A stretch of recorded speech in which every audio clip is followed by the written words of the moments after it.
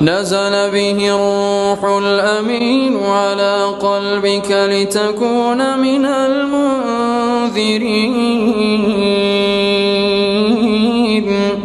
بلسان عربي مبين وإنه لفي زبر الأولين أولم يكن لهم آية أن يعلمه علماء بني إسرائيل ولو نزلناه على بعض الأعجمين فقرأه عليهم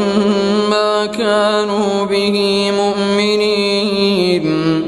كذلك سلكناه في قلوب المجرمين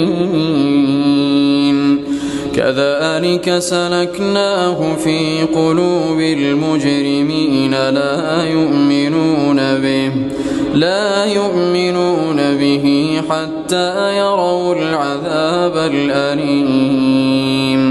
فيأتيهم بغتة وهم لا يشعرون فيقولوا هل نحن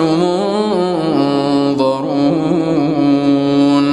أفبعذابنا يستعجلون أفرأيت إن متعناهم سنين ثم جاءهم ما كانوا يوعدون ما أغنى عنهم